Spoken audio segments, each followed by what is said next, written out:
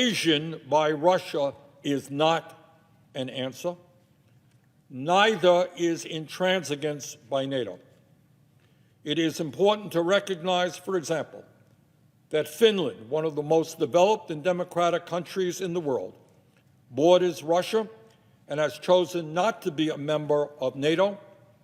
Sweden and Austria are other examples of prosperous and democratic countries that have made the same choice.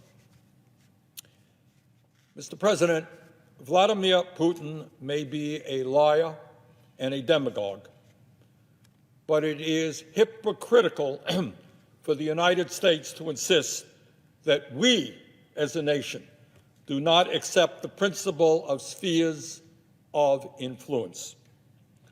For the last 200 years, our country has operated under the Monroe Doctrine, embracing the principle that as the dominant power in the Western Hemisphere, the United States has the right, according to the United States, to intervene against any country that might threaten our alleged interests. That's United States policy. And under this doctrine, the United States has undermined and overthrown at least a dozen countries throughout Latin America, Central America, and the Caribbean. As many might recall, in 1962, we came to the brink of nuclear war with the Soviet Union. Now, why was that? Why did we almost come to the brink of nuclear war with the Soviet Union? Well, we did that in response to the placement of Soviet missiles in Cuba 90 miles from our shore.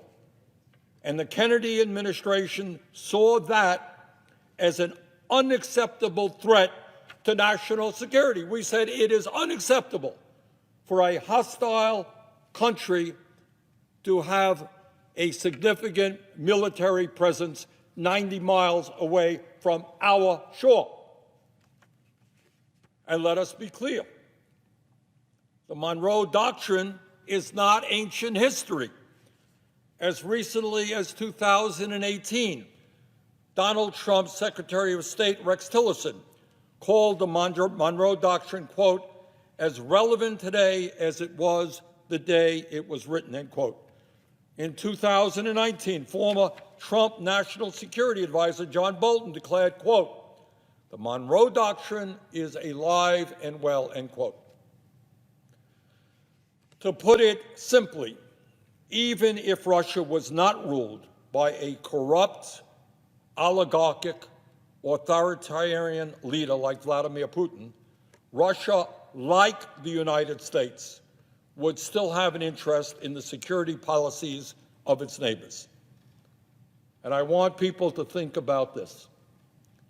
Does anyone really believe that the United States would not have something to say if, for example, Mexico or Cuba or any country in Central or Latin America were to form a military alliance with the U.S. adversary? Do you think that members of Congress would stand up and say, well, you know, Mexico is an independent country. They have the right to do anything they want? I doubt that very much. Mr. President, countries should be free to make their own foreign policy choices. But making those choices wisely requires a serious consideration of the costs and benefits. The fact is that the U.S. and Ukraine entering into a deeper security relationship is likely to have some very serious costs for both countries. Mr. President, I believe that we must vigorously support the ongoing diplomatic efforts of the Biden administration to de-escalate this crisis. I believe we must reaffirm Ukrainian independence and sovereignty, and we must make clear to Putin and his gang of oligarchs that they will face major consequences should he continue down the current path. My colleagues, We must never forget the horrors that a war in the region would cause, and must do everything possible to achieve a realistic and mutually agreeable resolution, one that is acceptable to Ukraine, Russia, the United States, and our European allies, and that prevents what could be the worst European war since World War II. That approach is not weakness. It is not appeasement.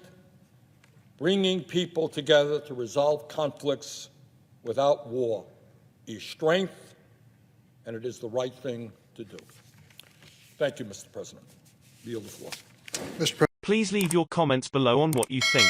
Also, please like or dislike the video, share, subscribe, hit the notification bell, and be notified when we post new videos. Thank you.